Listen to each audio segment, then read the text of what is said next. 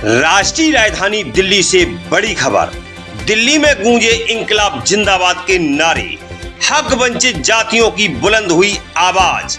अधिकार हमारे जो वाजिब सब देने से कतराते हैं, अधिकार न मिलता मांगे से अधिकार तो छीने जाते हैं। इसी भावना से दहाड़े दिल्ली में विनेश ठाकुर अपने जीवन के अंतिम सांस तक हक वंचितों के हक में लड़ता रहूंगा, बोले विनेश भैया।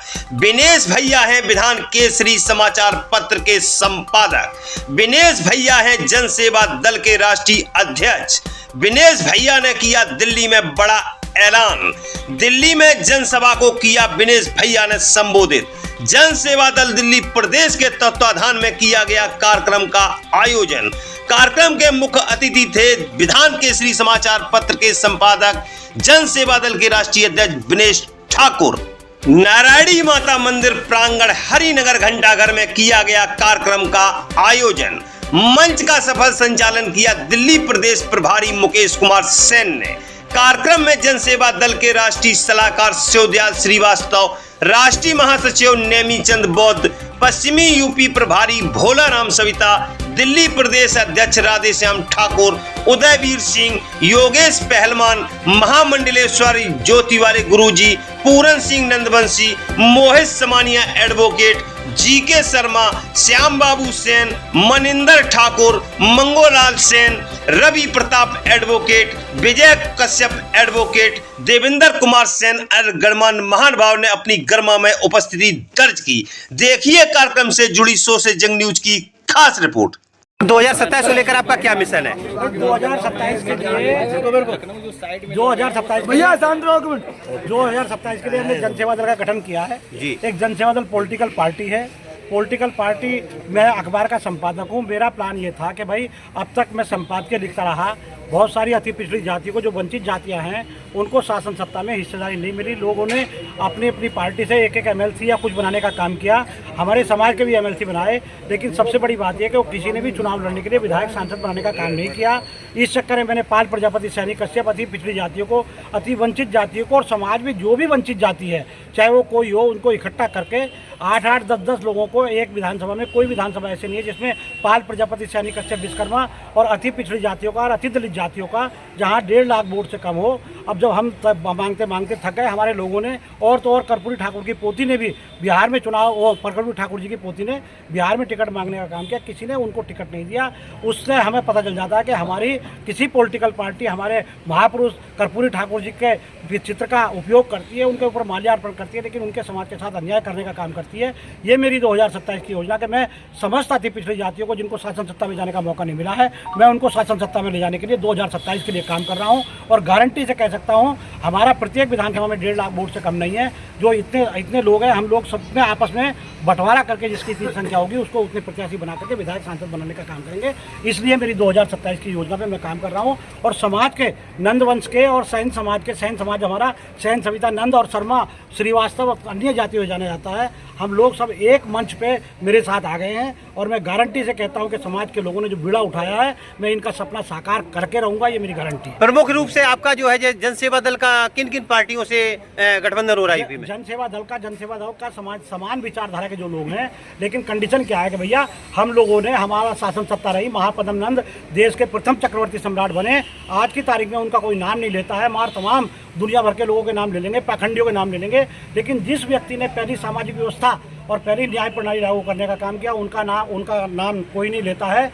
तो इस चक्कर में जब इनका अभी क्या बात हो रही थी, वो तो जब अब इन जातियों का शोषण करने का काम किया, और अब जो है हमारे लोग जो है चुप बैठने वाले नहीं, हम लोग शासन सत्ता में। सर, मैंने जैसा भी आपका वीडियो देख रहा था, उसमें आपने चंद्रशेखर जी के साथ में भी आप नजर आ रहे थे। क्या चंद्रशेखर जी भी आपके साथ में रहेंगे? चंद्रशेखर जी मेरे साथ, मेरा क्या है, मेरा मकसद ये है कि मैं तमाम पार्टियों को ट्राई कर रहा हूँ।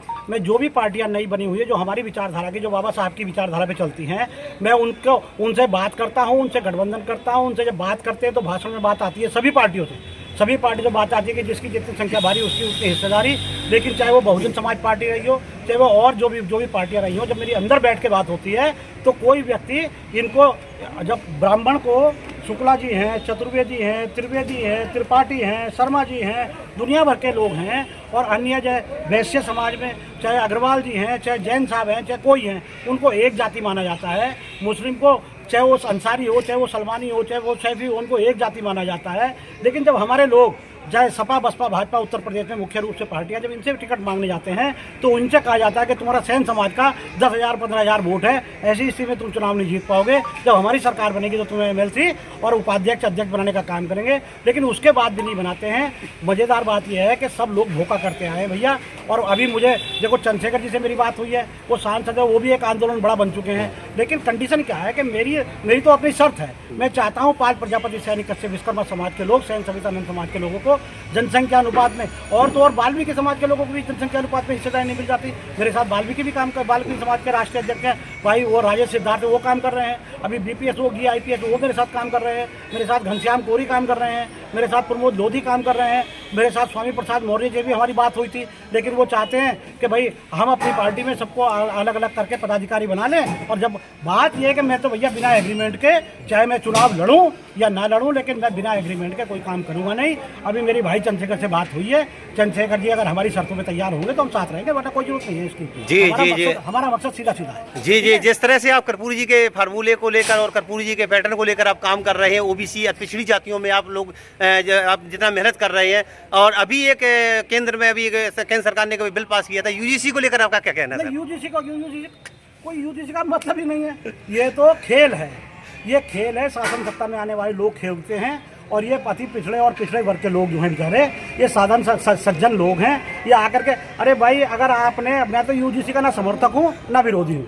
मेरा मकसद ये है कि भाई जो भी व्यवस्था लागू हो, अगर हम UGC में ये खाली ये कानून लागू कर देंगे कि भाई किसी को जातिगत अपमान किया गया तो उसको जेल भेज दिया जाएगा। लेकिन मुझे ये बताओ, स्कूल में तो चलो ठीक है, VC साहब बचाएंगे कि नहीं बचाएंगे तो भगवान मालिक है, क्योंकि VC साहब भी सब अपने आदमी बैठे हैं, सब हमारे समझदार लोग हैं सारे के सारे। तो अब कंडीशन ये है कि अगर हमारे लोगों को, जिनको पाल प्रजापति सैनिक कश्यप नाई नबुआ कहकर के संबोधित किया जाता है, अगर उनको हमने स्कूल में बचा लिया, ठीक है, एक कानून एक वो बना दिया, एक्ट भी नहीं है, रेगुलेशन है, एक्ट भी नहीं, रेगुलेशन बना दिया कि भाई UGC लागू कर दो, स्कूल में कोई अपमान करेगा तो उसके खिलाफ FIR करा देंगे। पहली बात तो जांच कमेटी बैठेगी, जांच कमेटी जो रिपोर्ट दोगी है तो भगवान भी नहीं जानता, जो जांच कमेटी रिपोर्ट है वो भगवान जी भी नहीं जानते हैं।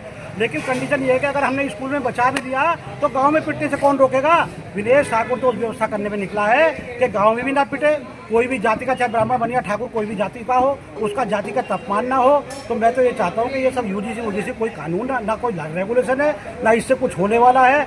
हम तो सरकार से ये मांग क्या करेंगे? हम तो सरकार बनेंगे, हम मांग नहीं करते हैं, हम तो सरकार बनने निकले हैं। हम तो ये चाहते हैं जब हमारी सरकार बनेगी तो हम लोग ऐसी व्यवस्था करेंगे, ना किसी ब्राह्मण का अपमान हो, ना किसी वैश्य का अपमान हो, ना किसी पिछड़े का अपमान हो, ना किसी दलित का अपमान हो, ना किसी मुस्लिम का अपमान हो। हम तो ऐसी व्यवस्था भैया करने निकले हैं। तो इस वजह से हमारा UGC के ना हम समर्थक है ना हम विरोधी। जी, शुक्रिया चैनल पे आने के लिए सर। जी हाँ साथियों, अगर अभी तक आपने हमारे चैनल सोशल जंग को सब्सक्राइब नहीं किया है तो सब्सक्राइब जरूर करें और बेल आइकन दबाना ना भूलें ताकि हर लेटेस्ट धमाकेदार खबरों की अपडेट आप तक पहुंचाई जा सके।